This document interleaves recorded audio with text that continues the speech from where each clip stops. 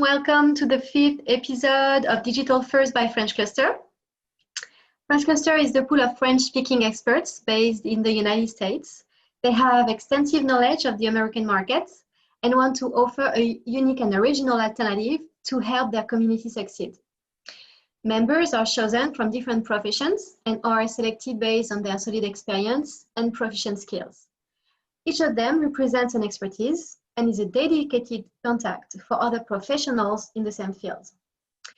At French Cluster, we share common goals, self-progress, and to help others in their progression. We aim for leadership while we focus on excellence. We also place great emphasis on values such as brotherhood and integrity. Today, we will speak about Snapchat and TikTok. Our goal is to bring you some knowledge about these very trendy social networks, how they could be useful to you, your company, your brand, and the main takeaways. Do not hesitate to ask your questions in the chat. We'll take a few minutes at the end to answer some of them. But first, let's present our speakers today, Hanna and Steven. Welcome. So, Hanna and Steven Sprague are part of the leadership team at My44, a global sport content studio based in Los Angeles. Hanna handles partnerships while Steven is the lead designer. Prior to moving to Los Angeles, they both worked in the digital world at collegiate universities and professional sports teams. Today, they work with clients such as Laureus World Sports Awards, La Liga, Warner Brothers, Homeless World Cup, and Hope Solo. Hanna, Steven, the floor is yours.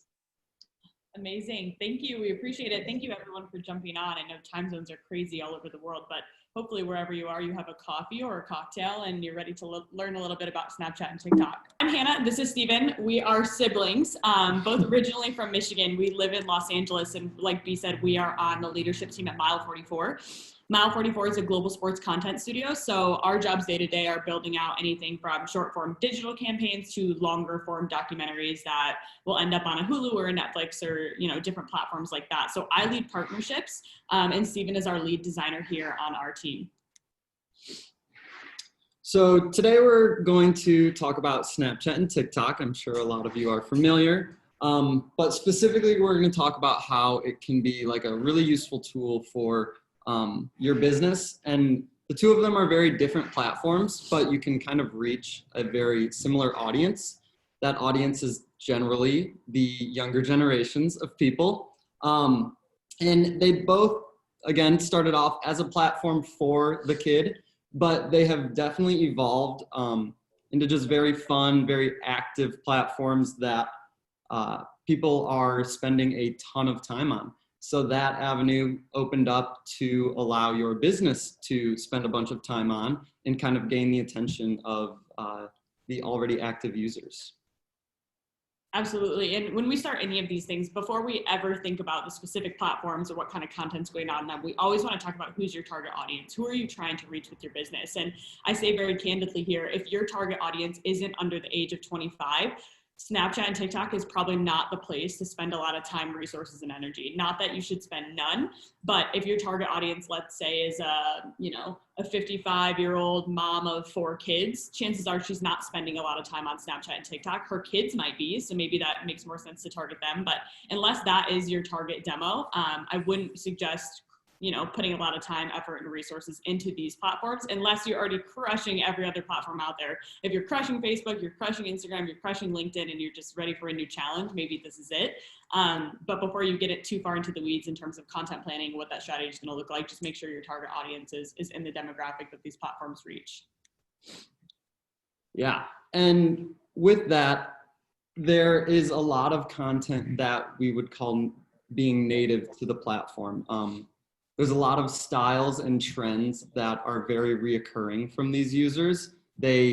Somebody will make a video and then the next user can make a recreation of that video just in their own way. And that is easily the most popular posting on TikTok specifically. Snapchat is definitely a little bit more communication based, kind of person to person or group to group. But within TikTok, and Snapchat, all of the video content being created is by an individual user, which is great in terms of production because you're only relying on that one person. And then that one person can then show whatever product that your business is promoting. Yeah, and for example, I mean, we typically work in, we'll call it the higher end content space. So a lot of the assets that we create look expensive and look polished and look like something a Nike would put out or a Budweiser would put out. That isn't necessarily the stuff that's going to do well on Snapchat and TikTok, just because those platforms demand such native content. They demand the iPhone things that just feel more exclusive and feel more fun, and chances are production value isn't going to equate to success on both of these platforms. Yeah, they're definitely seeing like a more personable piece of content, not something that they couldn't achieve themselves. Yep, absolutely. And the last strategic piece that we're going to, do before we dive into more of the tactical side of the platforms is just relevant messaging. You just want to ask yourself, again, like any platform, what am I trying to get people to do? So your messaging should be easy to understand. You want to hit them right at the beginning, especially if it's in an ad campaign. You can't expect people to watch something all the way through before you're sharing the message that they want to hit. So whether it is things that you're doing on Snapchat or on TikTok or on Facebook, LinkedIn, you name the platform, you just want to make sure your messaging is really, really clear and you're giving the consumer a very direct path in terms of engaging with your business. So maybe that's a sale, maybe that's an app download, maybe that's just people know that you exist, but don't get so creative that you're not being clear about what your business purposes are for using the platform. Yeah. And now that we have a baseline understanding of the strategy, we're going to dive into kind of the tactics that go within Snapchat and TikTok. So it's all about like the behind the scenes, making it feel exclusive for your audience. The system that has been created is all about the user-generated content. With that, you can have host takeovers. Those host takeovers can then extend into exclusive deals and coupons that they're promoting. And then with those, when it's location-based or event-based, you can then create custom geofilters that the world users can use themselves to place on their own content.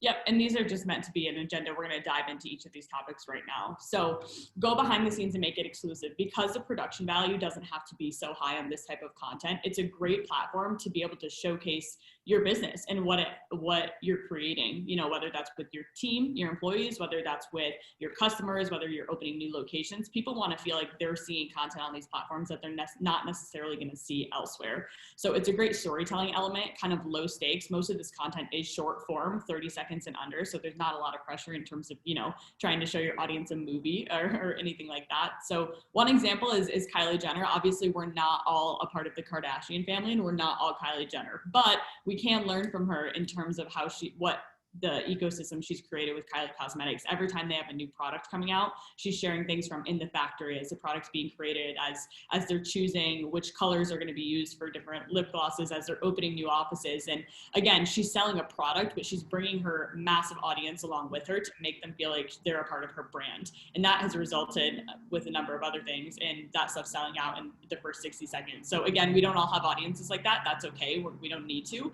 But if we can learn from kind of the narrative side of storytelling and bringing people along with us and sharing that business journey that you're on, if that's something that you're comfortable with, it's a great way to win on these platforms. Yeah. And share user-generated content. So we've already talked about how these platforms are just living with content created just by the users. And these users are, without being paid, tagging and promoting the brands that they just personally are connected with. It's the hooded sweatshirt that they're wearing. It's the coffee that they're drinking in the morning. They just automatically a lot of people feel the need to then tag the company that they represent. I mean, it makes them feel a part of it. Like Hanna was saying, like they're following the journey of that brand. So then they're willingly tagging your company and creating their own content. So that content is living on the platform for not only their followers to see and the people that watch their content, but it just allows you to then reshare and repost the piece that they've already made. And then that also then promotes more users that see that you shared it to then tag your company. Yeah, the best way to think of it is they are doing the work for you, right? if people are creating content that in some way is engaging with your brand, you want to make sure that you are doing what you can to put that on your brand channels. So a really good example, another really high level example, is Charli D'Amelio is the biggest TikToker. I think she's going to hit like 100 million followers or something crazy. But she is a girl from Connecticut, I want to say, who loves Dunkin' Donuts. She goes to Dunkin' Donuts every single morning and orders the same thing. So Dunkin' Donuts, she naturally would be posting content holding her cup from Dunkin' Donuts, and Dunkin' would then take that and use that on their platforms, obviously giving credit to Charli. They took that one step further and put something on their menu called the Charli. So now her 100 million followers that see her drinking Dunkin' Donuts every day can now go to Dunkin' Donuts and order something that is directly related to her. So again, we're not all talking to people who have 100 million followers, but chances are you do have brand champions within whatever you're building, and you want to make sure you're creating a platform for them to not only create content, but also integrate it into your social channels. Awesome. And then host takeovers. So this is kind of a good way to spice things up. Let's say if you're working with different influencers or, again, different brand champions or people that you really trust, chances are if you turn the keys over to them for a day, they're going to be bringing in audiences that you have never been able to reach on your own, because these people, it's so natural to them. They've built a following on their own platform. I mean, all of us do it on a micro level, but if you're looking to tap into an influencer audience or you're trying to reach a specific segment of people, chances are partnering with these people and giving them the keys to the kingdom, obviously with some structure and barriers in place, because that is a reflection of your business. But if you set that up for success and you just allow someone to share throughout the day, then that's a cool way to bring in new people. Let's say, for example, if you're a clothing brand and you're doing a collab with, let's say a music artist, like an up and coming music artist, it'd be an awesome tactic to have the music artist take over the social accounts for that clothing brand for the day, because it just shows how involved with the business they are. Hopefully they could share things like picking out colors and creating designs and going to the factory and showing that they're very, very ingrained with it, because authenticity is key. The younger generation, they see right through all of the stage, smile, hold the check, things that used to work. They see right through that. And if you have people involved in your brand or your company or your business in any way, shape, or form, you want to make sure that they have a platform to be authentic and that consumers can see what that looks like. And obviously, like I said, you want to make sure that it's somebody that you trust and somebody that you like, and you're putting a support system around them to succeed, because it is putting your business forward. But it's a great way to kind of engage with that younger audience in an authentic way. Yeah, and just piggybacking off of that, like when you get somebody, you get their time to then do a TikTok or Snapchat takeover for the day. Like take advantage of that 24-hour lifespan. Share the posts that people tag you in, repost everything, because when you're in terms of stories, they disappear. You make exclusive deals for that 24 hours, they take it over. There's coupons added onto that with the music artist's name tied into the coupon code. And it's a relatively short lifespan, and it kind of puts the pressure onto the consumer.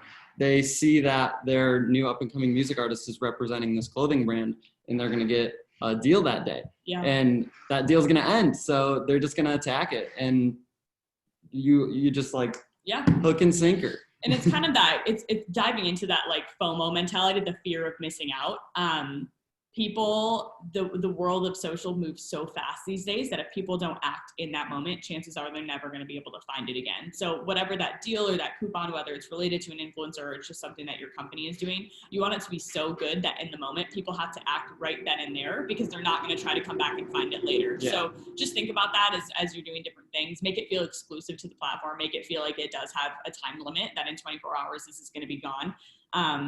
And again, that can be different things. It can be app downloads, It can be sales, it can be come to this event, it can be, give us your email for this. Whatever that action is, you just want it to feel super enticing for the consumer, so they can act quickly.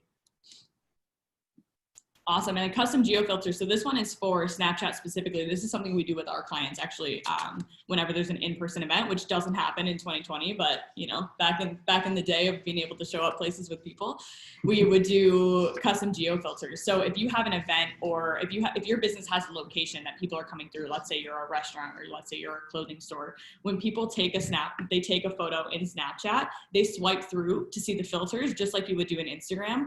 But in Snapchat, they also have ones that are graphics heavy. So it can be different taglines that your business says. It can be different events that you have going on. There's a bunch of different ways to integrate what this looks like. But again, it's a relatively inexpensive way to do it as well. I think the cost per square feet of where this geofilter will live is quite low. But it's just another way to engage consumers, that if they're taking photos or videos and engaging with your business, they can see that branding. Again, it's not necessarily a place to just slap your logo on it and say everyone loves us, but create cool graphic integrations that, you know, allow people to be brand champions and to share what you're up to. Yeah, definitely. Awesome. So obviously there's a ton more that we can get into, but with 20 minutes, we just felt this was the best way to go in terms of talking about the strategy on the front end and just some tactics that'll get you thinking on the back end. I can't stress it enough. It's all about the audience. If your audience is young, then dive into this, find all the resources you can online. There's so much information out there, and it's all changing so fast that you just want to make sure you're staying up to date on what's working and what's not, and where you can find people and different ways to integrate your business. But hopefully this got your brain thinking a little bit in terms of what this can look like for you and your business. I put both of our contact information here. If you have any questions at all or want to have more conversations, please feel free to hit either one of us up. We're always happy to have those conversations, and whether mile 44 can be helpful to you and what that looks like, or whether it's just a conversation to get you on the right foot, we're here and we'd love to talk to you. So feel free to reach out. Yes, and maybe we have some questions. I don't know if we can answer them maybe in a few minutes, if you agree. Yeah, perfect. Yeah. So we have, is Snapchat a social network for young people only, or do you have this information? Yeah, our friends at Snapchat would probably tell us to say no, but I'm going to tell you yes for right now. I think, again, it's a lot of things that are new in digital are driven by that younger generation. So it's not that the older generation doesn't necessarily use it, but it's not so turnkey for them to tap into it and, you know, the day something launches or feel new and different and fun. So while you can reach different audiences within it, if, like I said, if the younger generation isn't a massive part of your target demo, then chances are it's maybe not the platform for you to invest too much time and energy into. Yeah. Do you agree? I would totally agree. Yeah. 100%. Okay, thank you guys. And maybe another one would be about, are there some possible ad campaigns on Snapchat or TikTok? Do you know about it? Yes. Yeah, definitely. I would say that the biggest difference between like a typical campaign that you would see running in the streets on billboards and signage posted is a lot, way different than any campaign that you would see on TikTok. A campaign on TikTok is not a branded commercial per se, like for what people are typically used to seeing. A campaign on TikTok, I think, would revolve more around like kind of tasteful product placement. And again, back to that user-generated content. It can't be something that this individual wouldn't normally be doing or just normally be doing to have fun. TikTok has revolved all around like dances and recreating these things. Very music focused too. So I think that there's just like really tasteful ways to place your product rather than making it this really big produced campaign.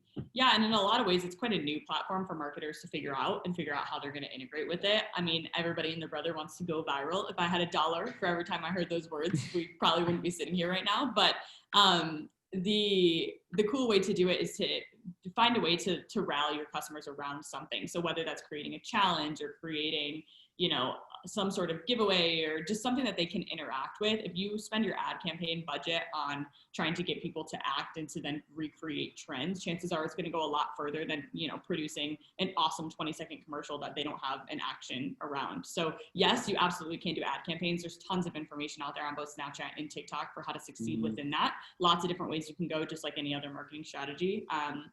But yeah, I would just, you can do it, and I would go find information for what's going to work best for your business. For sure. There's lots of examples. Yeah. Yes. Okay, good. Thank you, guys. Thank you very much for answering the questions. And thank to also our audience today. We'll post this content soon on the French Cluster YouTube channel. Do not hesitate to like and share. And we are happy if this episode has been useful to you. Stay safe and take care. Bye-bye.